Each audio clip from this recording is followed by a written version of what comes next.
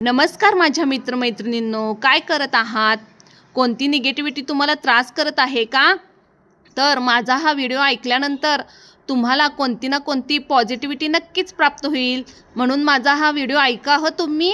आणि हो, माझा आजचा विषय हा असणार आहे की जेव्हा आपले जवळचेच नातेवाईक आपल्याला त्रास देत असतात, आपली रक्ताचे माणसं आपल्याला त्रास देत असतात, त्यावेळी त्यांच्याशी कसं डील करायचं. आता हा विषय मी बऱ्याच वेळा घेतलेला आहे, पण मला आत्ता नुकताच एक अनुभव आलेला आहे, तो मी तुमच्याशी शेअर करणार आहे. कारण मी तुम्हाला आधीच बोलले की माझ्या जीवनामध्ये सुद्धा काहीतरी घटना घडतात, काहीतरी गोष्टी घडतात, त्या मी तुम्हाला सांगणार आहे, जेणेकरून तुम्ही पण अशा जर प्रसंगातून जात असाल तर त्या प्रसंगाशी कसं डील करायचं.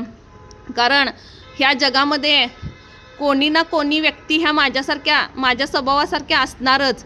कारण जिथे निगेटिव्हिटी असते तिथे पॉझिटिव्हिटी असते, म्हणजे पॉझिटिव्ह लोकंसुद्धा ह्या ह्या पृथ्वी तलावर आहेतच. मग त्यांच्यापर्यंतच हा माझा व्हिडिओ पोहोचावा अशी माझी मनापासून इच्छा आहे. कारण अशा व्यक्तींना कोणताच पॉझिटिव्ह मार्ग सापडत नसतो, मग जेणेकरून माझ्या व्हिडिओतून त्यांना थोडा तरी मार्गदर्शन मिळावा हा माझा उद्देश आहे. तर मग आता नुकतेच माझी माहेरची पाहुणे येऊन गेले, माझी माहेरची माणसं येऊन गेली. कसं असतं बघा, आपण सासरमध्ये जिथं आपल्याला राहायचं आहे तिथंसुद्धा आपण बऱ्याच गोष्टी ॲडजस्ट करतो, सहन करतो. पण जेव्हा माहेरच्या व्यक्तीसुद्धा आपल्याला समजून घेत नाहीत, आपल्याला खूप त्रास करतात, तेव्हा आपल्याला खूप वाईट वाटतं. कारण जेव्हा आपण सासरी असतो त्यावेळी आपल्याला सासरच्या लोकांकडून कोणता ना कोणता त्रास होत असतो, त्यावेळी माहेरच्या लोकांपासून आपण मदत मागत असतो, मानसिक मदत मागत असतो, काहीतरी सल्ला मागत असतो. मग अशावेळी त्या व्यक्ती सल्ला देतीलसुद्धा, मदत करतीलसुद्धा, पण त्या व्यक्ती जर निगेटिव्ह असतील, नार्सिसिस्ट असतील, तर जेव्हा आपलं सर्व बाजूने चांगलं होतं, आपण कोणत्या तरी संकटातून मुक्त होतो, तेव्हा अशा व्यक्तींनासुद्धा वाईट वाटतं. आणि ही खूप दुर्दैवाची गोष्ट आहे ना. आणि अगदीच असंसुद्धा माझ्या बाबतीत घडलं. पण म्हणतात ना, सगळीच नाती तोडता येणार नाहीत. आपण ह्या समाजामध्ये राहतो, आपण समाजप्रिय व्यक्ती आहोत, त्यामुळं थोडंफार का होईना कोणाशी तरी आपलं बोलणं चालणं ठेवावं लागतं, आपल्याला येणं जाणं करावं लागतं. अगदी तसंच त्यामुळं मला सर्वांनाच येऊ नका किंवा बोलू नका असं म्हणता येत नाही. मग अशा वेळी आपण कसं डील करायचं अशा व्यक्तींशी, मी ते तुम्हाला सांगणार आहे. आता समजा आपण एखादं उदाहरण घेऊ, एखाद्या नात्याचं उदाहरण घेऊ. आपली बहीण असेल, भाऊ असेल, आपले आईवडील असतील, म्हणजे कोणतंही आपलं नातं असेल, तर त्या आईवडील असतील तर त्यांनी आपल्याला जन्माला घालून आपल्यावरती ऋण चढवलेलं असतं. कारण आईला वेदना होतात ना जन्म देताना, आणि वडील कशी जरी असले तरी त्यांनी आपल्याला काम करून आपल्याला अन्न दिलेलं असतं. मग अशा व्यक्तींचं आपल्याला ऋण हे चढतंच. मग आता आपला जन्म कशासाठी झालेला आहे? सर्व ऋण फेडण्यासाठी, सर्वांच्या कर्मातून मुक्त होण्यासाठी. कारण जे पॉझिटिव्ह सोल्स असतात, जे आध्यात्मिक सोल्स असतात, त्यांचा जन्म हा आपल्याला ज्यांनी ऋणी केलेलं आहे त्यांचं ऋण फेडण्यासाठीच झालेला असतो, जेणेकरून शक्यतो परत जन्म घेता येऊ नये. आणि जर घेतला तर जिथं आपली चांगली कर्म घडलेली असतात, जे आपल्याला योग्य ठिकाण आहे तिथंच जन्म व्हावा म्हणून. मग अशा वेळी आपल्यावरती सुद्धा अशा व्यक्तींचं ऋण चढलेलं असतं. मग अशा व्यक्ती जरी निगेटिव्ह असतील, नार्सिसिस्ट असतील, तरीसुद्धा ते जेव्हा आपल्याकडे येतील तेव्हा आपण त्यांचं मनापासून करायचं, त्यांच्या बोलण्याकडे शक्यतो कानाडोळा करायचं. जिथं चूक आहे तिथं हे तुम्ही चुकीचं बोलला सांगायचं, पण आपण जे त्यांना सहकार्य करतो, थोडंफार काय मदत करतो, ते आपण करणं बंद करायचं नाही. कारण आपण त्यांच्या ऋणातून मुक्त होत असतो. कारण त्यांनी आपल्यावर ऋण चढवलेलं असतं, आपल्याला जन्माला घालून, आपल्याला मोठं करून, आपल्याला सहकार्य करून. मग ते ऋण फेडायला हवेत ना. मग जेवढं आपण चांगलं वागून ते ऋण फेडता येईल तेवढं फेडायचं. आणि जेवढं आपण ते ऋण फेडू तेवढं आपण प्रत्येक नात्यातून, प्रत्येक ऋणातून मुक्त होत जातो. मग अगदी असंच झालं. मी जमल तेवढं त्यांचे ऋण फेडण्याचे प्रयत्न केले, पण म्हणतात ना, निगेटिव्ह नार्सिसिस्ट लोकांच्या तोंडातून कोणत्या ना कोणत्या वाईट गोष्टी बाहेर पडतातच.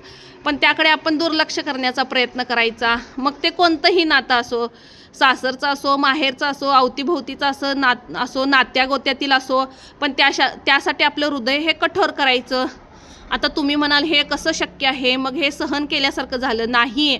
आपण जेव्हा ह्या व्यक्तींना समजतो पूर्णपणे की ह्या व्यक्ती आपल्याशी कसं वागतात, कसं आपल्याशी डील करतात, किंवा आपण अशा वेळी त्यांच्याशी कसं डील करायला हवं, शक्यतो आपण आपलं सत्व टिकवून कसं त्यांच्याशी बोलायला हवं, वागायला हवं, हे जेव्हा आपल्या लक्षात येतं त्यावेळी आपल्याला काही अवघड वाटत नाही.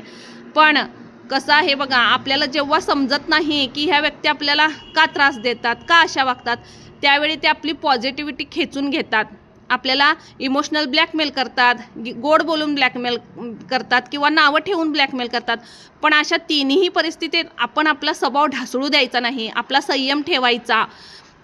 जिथं चुकीचं आहे तिथं चुकीचं सुद्धा म्हणायला शिकायचं, पण आपल्या आत्म्यामध्ये जो संयम आहे तो जिवंत ठेवायचा. त्यामुळं अशा व्यक्तींना आपल्याकडून जे हवं असतं, जे मानसिक आधार हवा असतो किंवा जे पॉझिटिव्हिटी हवी असते ते मिळत नाही आणि त्यांची निगेटिव्हिटी आपल्यापर्यंत पोचत नाही. मग त्यावेळी अशा लोकांना काय करायचं हे कळत नाही, कारण आपली पॉझिटिव्हिटी त्यांच्याकडे गेली की आपल्यात निगेटिव्हिटी येते आणि ती आपल्याला त्रास करते. मग आपल्या आयुष्याचा उद्देश काय आहे? जे निगेटिव्हिटीत अडकलेले आहेत त्यांना पॉझिटिव्हचा मार्ग दाखवणे. मग अशा व्यक्तींमध्ये अडकून आपल्याला चालेल का? हो, नाही ना. म्हणून कसं आहे, ज्यांनी आपल्यावरती ऋण चढवलेलं आहे त्यांना तर आपल्याला त्यांच्या ऋणातून तर मुक्त व्हायचंच आहे, पण समाजातील इतर लोकांचं सुद्धा चांगलं व्हावं. जे पॉझिटिव्ह आहेत, ज्यांना निगेटिव्हिटीनं ग्रासलेलं आहे, त्यांनासुद्धा निगेटिव्ह लोकांपासून मुक्तता मिळावी अशी इच्छा असणारच ना पॉझिटिव्ह लोकांची. मग अगदी हाच प्रयत्न मी करत आहे आणि तुम्ही मला सगळेजण सहकार्य करता, माझे व्हिडिओ ऐकता, मला लाईक करता, शेअर करता, सबस्क्राईब करता, त्याबद्दल तुमचे मनापासून आभार व धन्यवाद. आणि असेच व्हिडिओ तुम्ही ऐकत जावा, जेणेकरून तुम्हाला पण जर कोणती तरी निगेटिव्हिटी त्रास करत असेल तर त्यातून तुम्ही मुक्तता प्राप्त करू शकाल. हां, पण या सर्वामध्ये आपण स्वत्वाला विसरायचं नाही. सर्वात आधी आपण इतरांना मान देतो, मान्य आहे. जी पॉझिटिव्ह सोल्स असतात, आध्यात्मिक सोल्स असतात, ती इतरांचा विचार करून मग स्वतःचा विचार करतात. पण आता आपण तसं करायचं नाही. इतरांचा सुद्धा विचार करायचं, पण त्याआधी स्वतःचा विचार करायचं आणि इतरांपेक्षा सर्वात जास्त आपल्या परमेश्वराला आपल्या मनामध्ये स्थान द्यायचं. हो ना? माझा हा व्हिडिओ आवडला तर लाईक करा आणि नवीन व्हिडिओ ऐकण्यासाठी सबस्क्राईब करा. Bye bye.